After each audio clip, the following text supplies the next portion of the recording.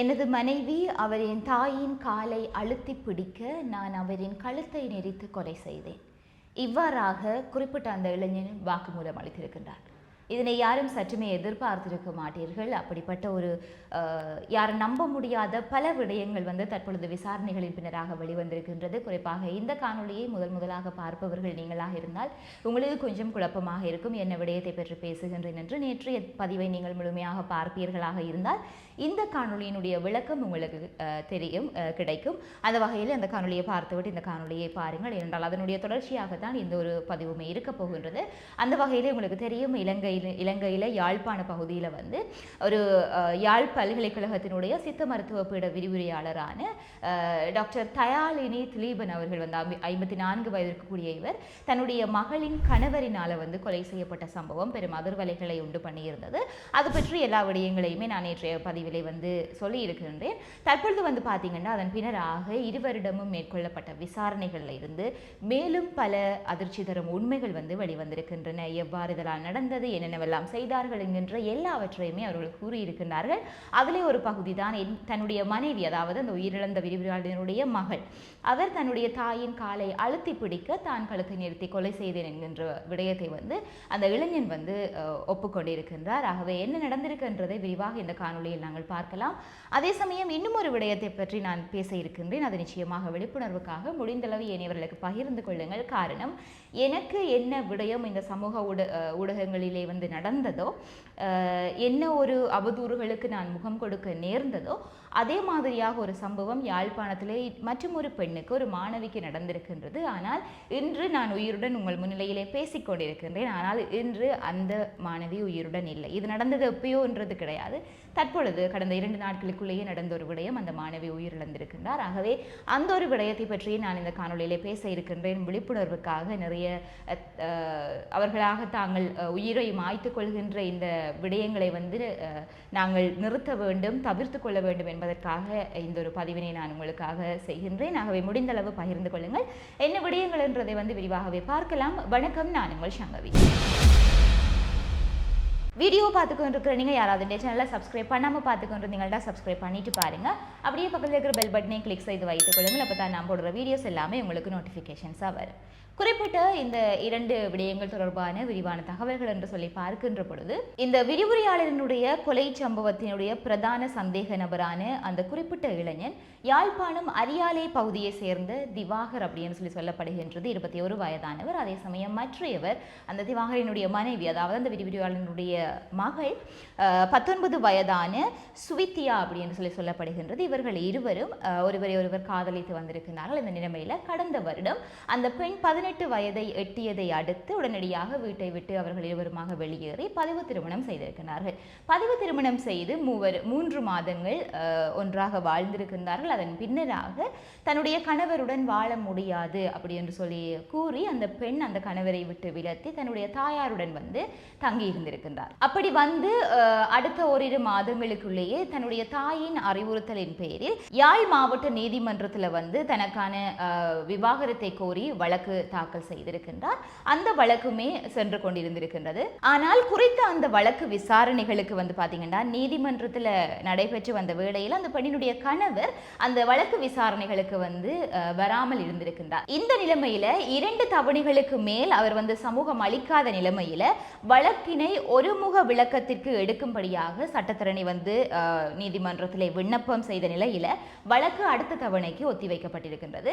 அது மட்டுமின்றி பாத்தீங்கன்னு சொன்னால் இந்த ஒரு விடயத்தை தெரிந்து கொண்ட அந்த நபர், அந்த இளைஞன், அதன் பின்னராகத்தான் இவ்வாறு இந்த வீட்டிற்குள்ளே ஓட்டை பிரித்துக் கொண்டு இறங்கிய சம்பவம் நடந்திருக்கின்றது. ஏனென்றால் வழக்கு விசாரணைக்கு தான் செல்லாததும் வழக்கு ஒருமுக விளக்கத்திற்கு சென்று தமக்கு விவாகரத்து கிடைத்து விடும் அப்படி என்று சொல்லி அறிந்த அந்த கணவர் கடந்த 17ஆம் தேதி, அதாவது மார்ச் மாதம், இன்றைக்கு 23ஆம் தேதி, கடந்த 17ஆம் தேதி அன்று இந்த இளைஞன் அவர்களினுடைய வீட்டிற்கு மோட்டார் சைக்கிளை சென்று வீட்டிற்கு வெளியே மோட்டார் சைக்கிளை நிறுத்திவிட்டு அவர்களினுடைய வீட்டிலே ஓட்டை பிரித்து கொண்டு அவர் கயிறு மூலமாக உள்ளே இறங்கி இருக்கின்றார். ஆரம்பத்திலே நான் வெளிவந்த தகவல்களை வைத்து எண்ணிய பொழுது நான் நினைத்தது அந்த பெண்ணும் தாயாரும் ஒன்றாக உறங்கி இருக்கின்றார்கள்.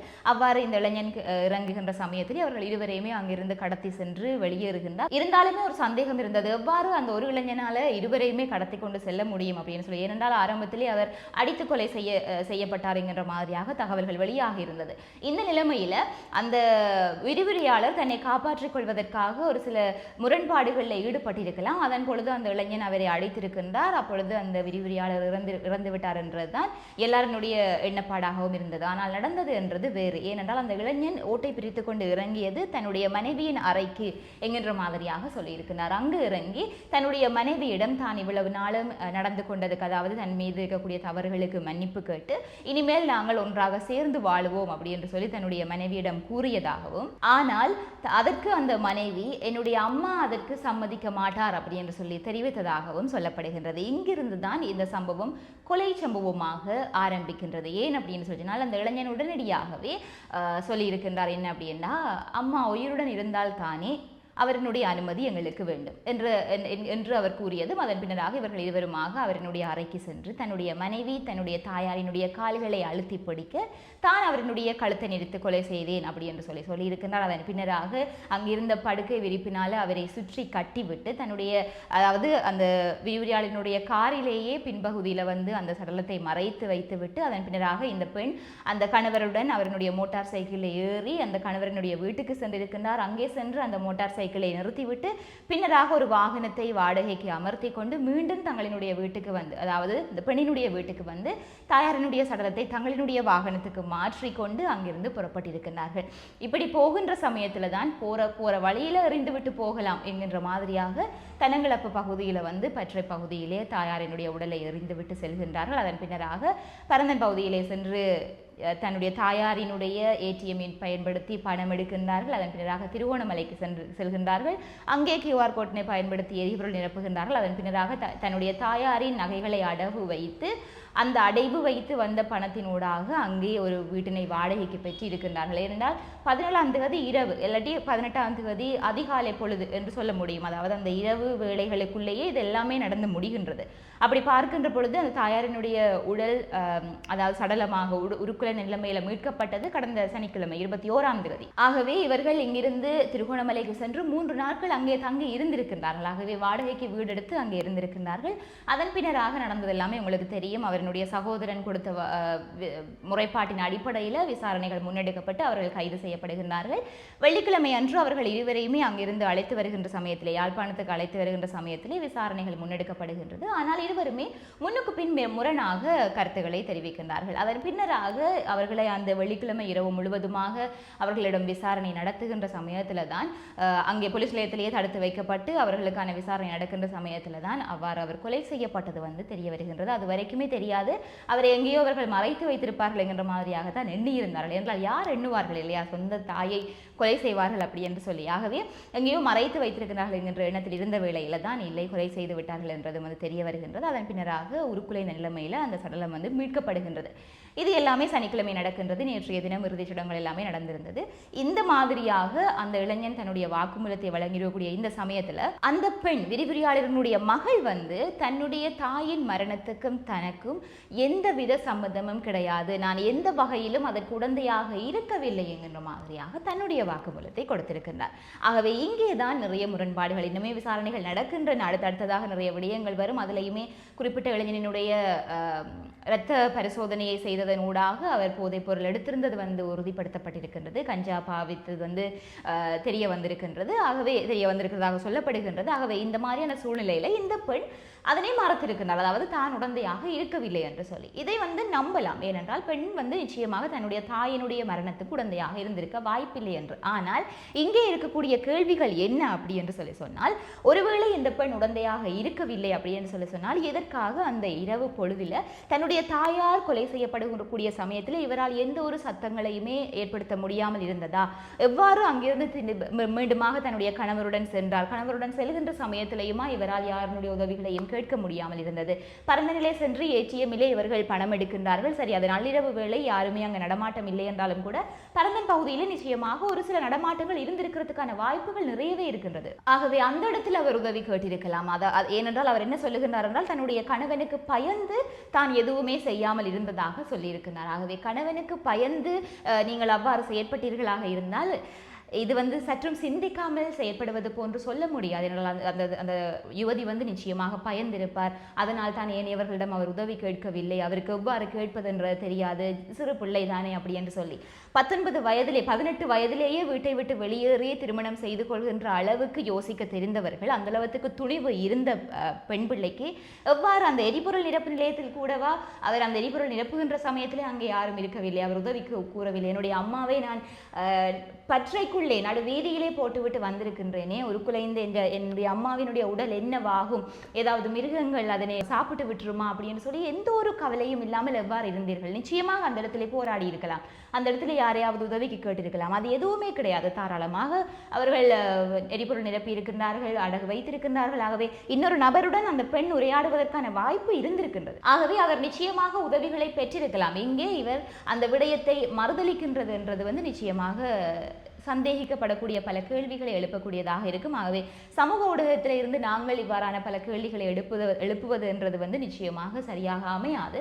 அதற்கான விசாரணைகள் வந்து நடைபெற்றுக் கொண்டிருக்கக்கூடிய சமயத்திலே அதற்காக நாங்கள் பொறுத்திருக்க வேண்டும். அதே சமயம் இந்த விடயத்தை பற்றி பேசுறதுக்கான காரணம் என்ன அப்படின்னா, இது பற்றிய விழிப்புணர்வு எல்லாருக்கும் வேண்டும் என்றதான். இன்றைய இளம் சமூகம் எவ்வாறு சீரழிந்து கொண்டிருக்கின்றதை வந்து நீங்கள் கண்கூடாக பார்த்து கொண்டிருக்கின்றீர்கள். இதனை இன்னொரு பக்கமாக அந்த தாயாரினுடைய வளர்ப்பு பற்றியுமே பேசப்படுகின்றது, அவரினுடைய வாழ்க்கை பற்றியுமே பேசப்படுகின்றது. ஆகவே தாயாரினுடைய வளர்ப்பை பற்றி கேள்விகள் நிறையவே இருந்தாலும் கூட, நிறைய பிரச்சனைகள் இருந்தாலும் கூட, இங்கே சொல்லக்கூடியது ஒன்றே ஒன்றுதான். அந்த தாயார் அந்த பிள்ளையை வந்து கொலை செய்வதற்கு யோசிக்கவில்லை தானே தான். அவர் காதலிக்கின்றார் என்றது எப்படியோ அந்த வீட்டாருக்கு தெரிந்திருக்கும். ஏற்கனவே அவர்கள் வீட்டை விட்டு வெளியேறுவதற்கு முன்னதாகவே தெரிந்திருக்கும்.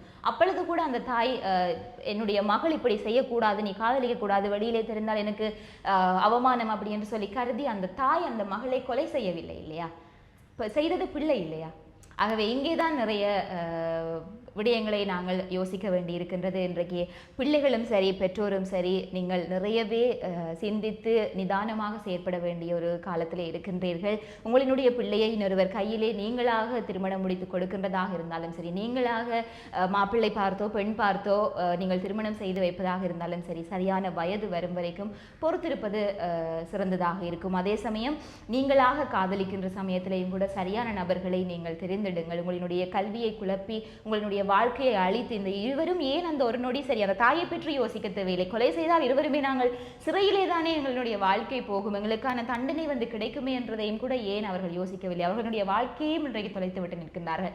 ஆகவே இப்படிப்பட்ட சற்றும் சிந்திக்க முடியாத ஒரு சமூகத்திலே வந்து நாங்கள் இளம் சமூகம் இருக்கக்கூடிய இந்த சமூகத்திலே நாங்கள் இருக்கின்றோம். ஆகவே முடிந்தவரை அவர்களை வழிபடுத்த வேண்டிய ஒரு பொறுப்பு எல்லாருடைய கைகளிலேயுமே இருக்கின்றது. ஆகவே முடிந்தளவு இந்த காணொலியை இவர்களுக்கு பகிர்ந்து கொள்ளுங்கள். உங்களுடைய கருத்துக்களையும் இந்த பதிவிலே நீங்கள் பகிர்ந்து கொள்ளுங்கள். அதே சமயம் இன்னொரு விடயம் நான் பேச வந்தது, சரியாக ஒரு வருடங்களுக்கு முன்னதாக எனக்கு ஒரு அவதூறு வந்து இந்த சமூக ஊடகங்களினூடாக நடந்திருந்தது. எல்லாருமே அறிந்த விடயம்தான்.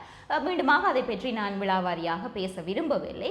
ஏனென்றால் அதை நான் கடந்து வந்துவிட்டேன். நிச்சயமாக அது ஒரு பொய்யான குற்றச்சாட்டுகள் என் மீது முன்வைக்கப்பட்டு பல அவதூறான விடயங்கள் பேசப்பட்டு கொண்டிருந்தது. ஆனால் நான் அவற்றை எதிர்த்து போராடினேன். அதனை தாண்டி நான் வந்தேன். இன்றைக்கு உங்கள் முன்னால் உயிருடன் இருக்கின்றேன். ஆனால் அந்த அவதூறுகளுக்கு முகம் கொடுக்க முடியாமல் இன்றைக்கு ஒரு மாணவி உயிரிழந்திருக்கின்றார். இதே விடயத்தை நான் அன்று பேசினேன். என்னை போன்று எத்தனை பேர் நீங்கள் துணிவாக முன்னுக்கு வர வேண்டும் என்றதுதான் என்னுடைய ஆசையை தவிர இவ்வாறு தவறான முடிவுகள் எடுக்கக்கூடாது என்று சொல்லி. ஏனென்றால் இன்றைய இந்த சமூகத்திலே நிறைய பேருடைய உண்மையான விடயங்கள் எல்லாமே வெளிவந்திருக்கின்றன. அதாவது உண்மையான காணொளிகளாக இருக்கட்டும் அல்லது உண்மையான தவறான விடயங்களாக இருக்கட்டும் வெளிவருகின்ற சமயத்திலையும் கூட அது ஒரு என்னுடைய வாழ்க்கையில் நடந்த ஒரு பக்கம். அதற்காக நான் என்னுடைய உயிரை மாய்த்து கொள்ள வேண்டிய ஒரு அவசியம் கிடையாது என்று சொல்லி இன்னமுமே அதனை எதிர்த்து போராடி அது மீண்டுமாக வாழக்கூடிய பெண்கள் வந்து நிறைய பேர் இருக்கின்றார்கள். அப்படி இருக்கின்ற பொழுது உங்கள் மீது ஒரு அவதூறு பரப்பப்படுகின்றது என்றால் அதற்காக உயிரை மாய்த்து கொள்வது என்றது வந்து நிச்சயமாக சரியான ஒரு விடயம் கிடையாது.